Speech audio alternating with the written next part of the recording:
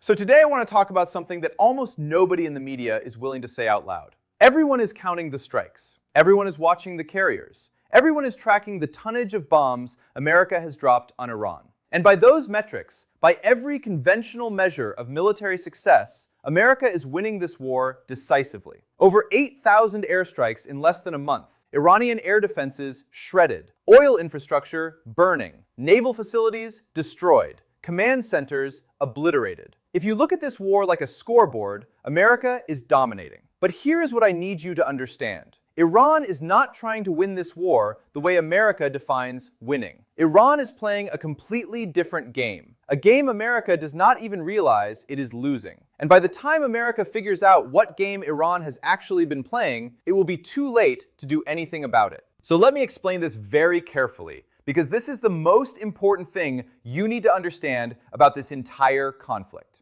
Part 1. What winning actually means. So let us start with a very simple question. What does it mean to win a war? Most people, especially in the West, think the answer is obvious. You win by destroying the enemy's military. You win by achieving air superiority, sinking their ships, leveling their bases, breaking their capacity to fight back. You win by forcing surrender, by making the other side admit defeat, by imposing terms. That is how America has always understood victory. That is how America won World War II. That is how America won the Gulf War in 1991. Overwhelming force, rapid destruction, clean victory. And by that definition, America is absolutely winning this war against Iran. The numbers do not lie. Over 8,000 airstrikes. Iranian air defense systems degraded by an estimated 70%. Oil export capacity reduced by over 80%. Naval assets either destroyed or hiding in port. Iran's ability to project conventional military power has been systematically dismantled.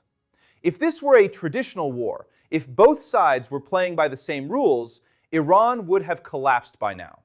Iran would have sued for peace weeks ago. But here is the problem. Iran is not playing that game. Iran looked at America's playbook decades ago and realized something very simple. We cannot beat America in a conventional war. We do not have the technology. We do not have the resources. We do not have the industrial base.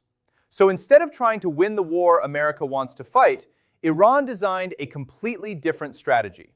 A strategy built on a single principle: endurance.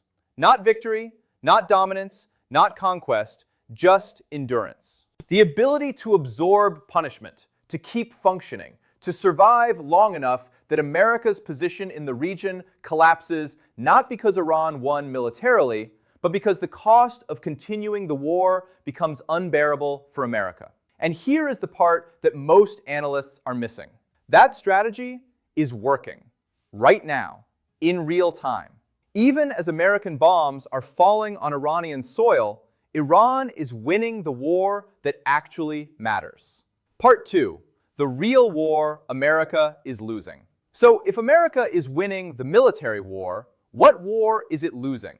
Let me walk you through this step by step, because this is where the hidden mechanism of this entire conflict becomes visible.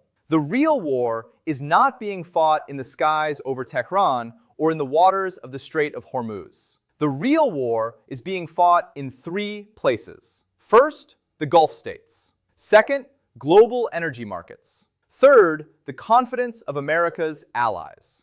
And in all 3 of these theaters, America is losing badly. Let us start with the Gulf states. Right now, Saudi Arabia, the UAE, Kuwait, Qatar, all of them are watching this war very carefully. And they are asking themselves a very uncomfortable question. If America is willing to go to war with Iran, if America is willing to commit this level of military force to the region, why is the war still going? Why has Iran not collapsed? Why is Iranian oil still being smuggled out through back channels? Why are Iranian drones still hitting targets across the Gulf? Why has this not been over in 2 weeks like the Gulf War? And the answer they are arriving at, the conclusion they are drawing quietly, privately, in conversations that will never be reported in Western media, is this. America cannot finish this. America can hurt Iran. America can degrade Iran. America can punish Iran. But America cannot end Iran. And if America cannot end Iran, then American protection is not worth what it used to be. That realization,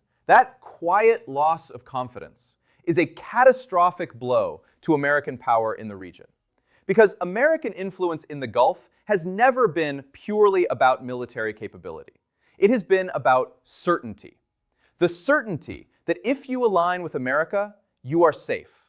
The certainty that America's enemies are your enemies, and America will destroy them if they threaten you. But that certainty is evaporating. And once it is gone, it does not come back. Now let us look at global energy markets. Before this war started, oil prices were relatively stable. The global economy was functioning. Energy supply chains were predictable. But the moment America went to war with Iran, all of that changed. Oil spiked. Shipping insurance rates through the Strait of Hormuz tripled. European nations started rationing energy. Asian economies began stockpiling reserves. The entire global energy system went into crisis mode. And here is what makes this so devastating for America. Even though America is winning militarily, even though Iranian oil infrastructure is burning, oil prices are not stabilizing. Why? Because the market has lost confidence in the stability of Gulf energy supplies. The market is pricing in the possibility that this war drags on for months, maybe years. The market is pricing in the possibility that even if Iran is militarily defeated, the region will remain unstable, chaotic, dangerous. And that loss of confidence in energy stability is doing more damage to the global economy and by extension to American economic interests than anything Iran could have done with its military. And now, the third theater, America's allies. Right now, across Europe, across Asia, American allies are watching this war and asking themselves a question they have not seriously asked in decades. Can we really depend on America? If America is struggling this much against Iran, a country with a GDP smaller than Texas, what happens when America faces a real peer competitor like China? What happens if China moves on Taiwan? What happens if Russia escalates in Eastern Europe? Will America be able to respond? Or will America be overstretched, exhausted, trapped in the Middle East the way it was trapped in Iraq and Afghanistan for 20 years? These are not hypothetical questions. These are questions being asked right now in capitals across the world. And every day this war continues, every day Iran survives, those questions get louder. Part 3.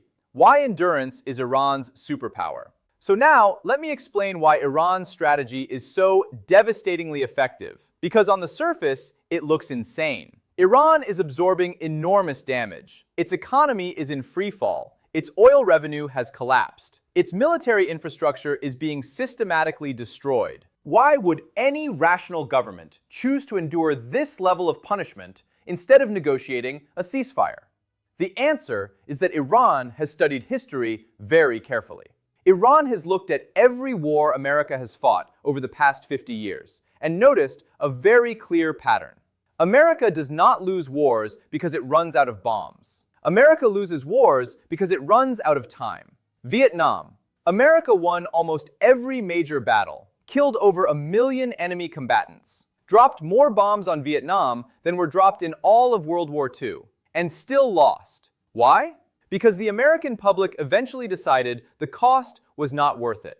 The war dragged on, the casualties mounted, the budget ballooned, and eventually America left. Iraq. America toppled Saddam Hussein in 3 weeks, achieved total military dominance, and then spent the next 8 years being bled by an insurgency that refused to surrender, refused to negotiate, and simply kept fighting until America withdrew.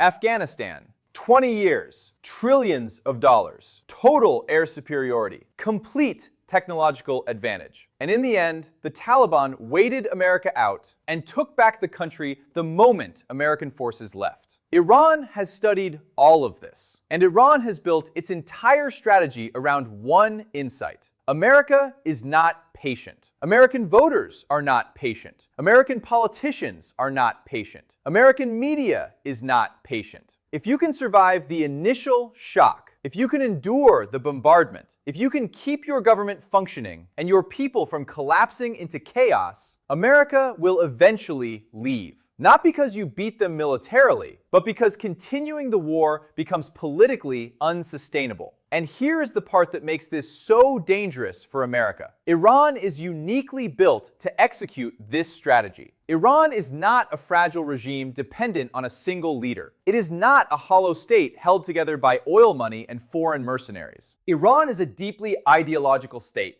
with a population that has been conditioned for 45 years to see resistance against America as a core part of their national identity. That does not mean every Iranian supports this war. It does not mean there is no dissent, no protest, no economic suffering.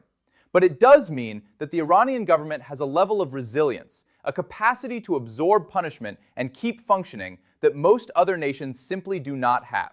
And this is exactly what we are seeing right now. Despite 8,000 airstrikes, despite oil infrastructure in flames, despite a collapsing economy, the Iranian government is still functioning. It is still launching drone strikes. It is still smuggling oil. It is still coordinating with proxies across the region. It is still standing. And every day it continues standing is another day that America's position in the region weakens. Part 4. The sunk cost trap. Now here is where things get really dangerous for America. Because the longer this war goes on, the harder it becomes for America to stop. This is called the sunk cost fallacy. And it is one of the most powerful psychological forces in human decision making. The idea is simple. Once you have invested enough, once you have spent enough money, lost enough lives, committed enough resources, stopping feels like admitting that all of that investment was for nothing. So instead of cutting your losses, you keep going. You escalate. You commit more resources. You tell yourself that just a little bit more effort, just a little bit more time, and you will finally achieve the outcome you have been fighting for. This is exactly what happened in Vietnam. America kept escalating, kept committing more troops, kept spending more money because admitting failure felt worse than continuing the war. This is exactly what happened in Iraq and Afghanistan. America kept saying, just one more year, just one more surge, just one more strategy, and we will turn this around. And the result was 20 years of grinding, draining, nation-destroying conflict that achieved almost nothing. And this is exactly the trap America is walking into right now with Iran. Every airstrike America launches, every dollar America spends, every day this war continues, the sunk cost grows. And the political pressure to justify that cost, to make it worth something, to achieve some kind of victory that makes it all make sense, that pressure grows too. So even though the smart move, the rational move, might be to negotiate a ceasefire, to accept that Iran is not going to collapse, to cut losses and move on, that becomes psychologically and politically almost impossible. Because admitting that 8,000 airstrikes did not break Iran, admitting that all this time and money and effort was not enough, admitting that America cannot finish what it started, that feels like defeat. And American leaders, American voters, American media, they do not accept defeat easily. So instead, the pressure builds to escalate, to do something bigger, to find the magic weapon, the decisive blow, the strategy that will finally break Iran and make all of this worth it. And that is when the ground invasion trap opens up. Right now, there are already rumors of Marines being repositioned, of amphibious assault groups being prepared, of plans to take Iranian coastal territory, to secure oil infrastructure, to put boots on the ground. And the logic seems compelling. Airstrikes are not enough. Naval blockades are not enough. If we want to actually win this, we need to take and hold Iranian territory.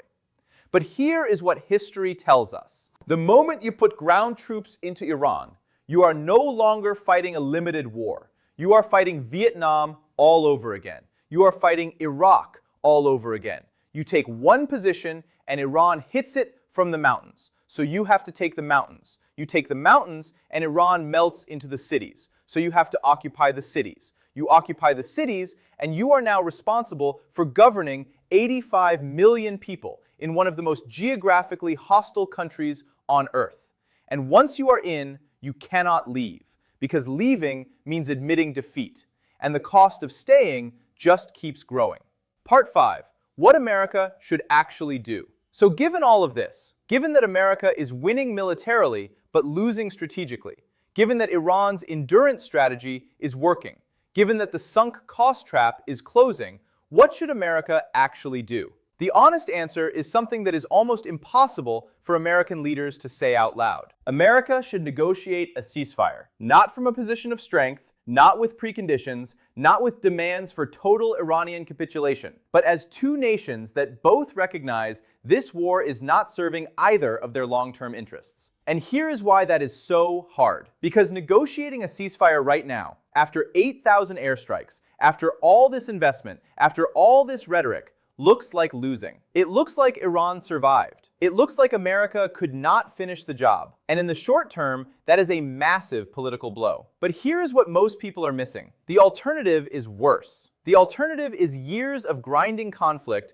that drains American resources, weakens American alliances, destabilizes global energy markets, and ends with America either withdrawing anyway after even greater losses, or getting dragged into a ground war that makes Iraq and Afghanistan look manageable. This is the choice. Accept a negotiated settlement now that looks like a loss but preserves American strength for the long term.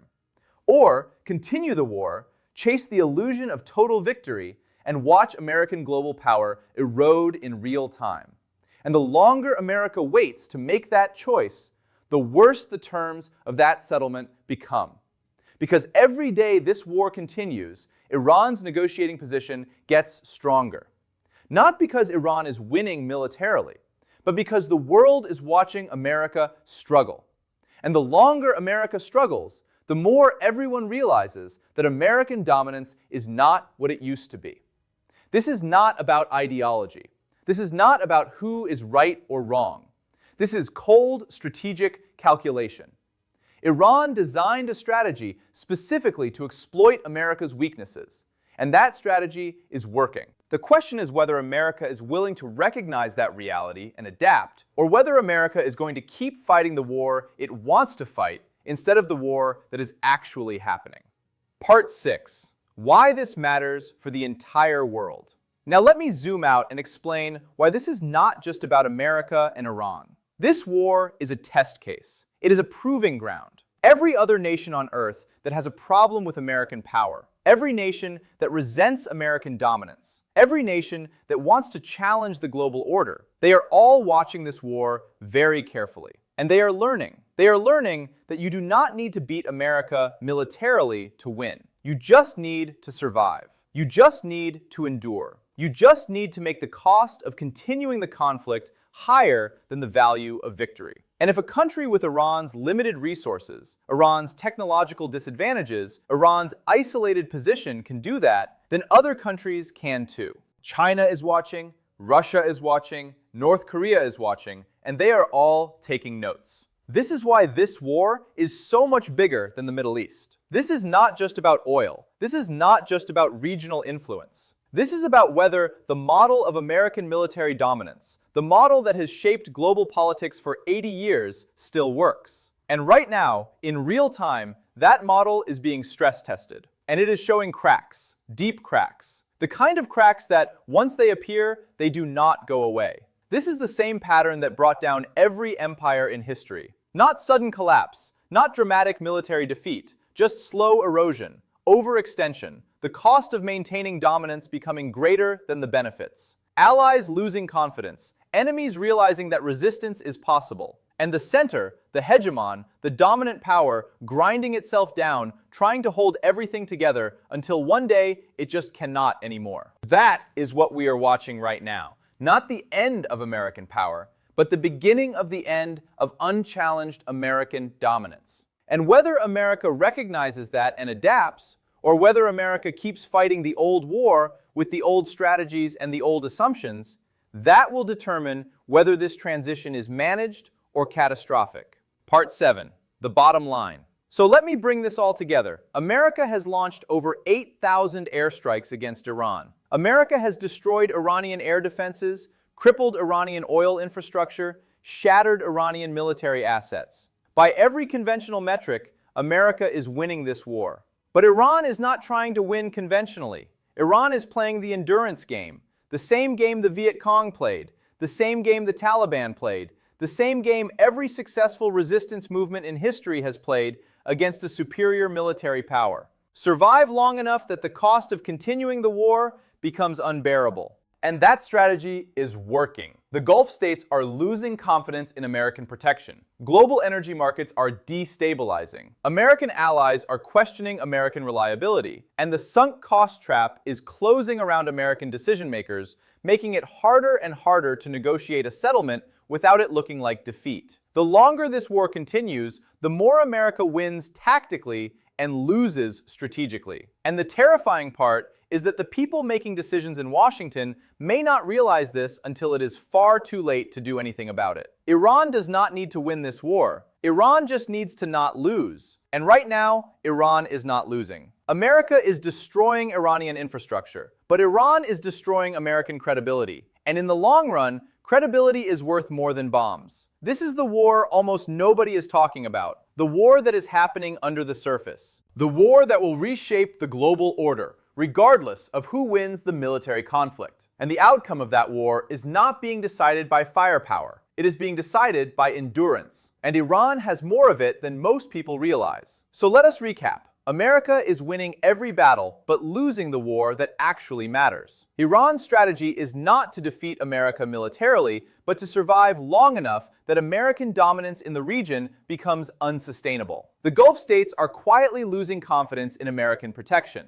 Global energy markets are pricing in long-term instability. American allies are questioning American reliability. The sunk cost trap is making it almost impossible for America to negotiate without looking weak. And every day this continues, Iran's position gets stronger while America's erodes. This is not speculation. This is the pattern. Vietnam, Iraq, Afghanistan, and now Iran. The same script, the same trap, the same outcome. Unless America is willing to admit what kind of war this actually is and change strategy accordingly. Subscribe for more analysis of this conflict explained in simple English. And tell me in the comments, do you think America will recognize the trap it is in before it is too late? Or is this war going to drag on for years like every other war of endurance America has fought? I will see you next time.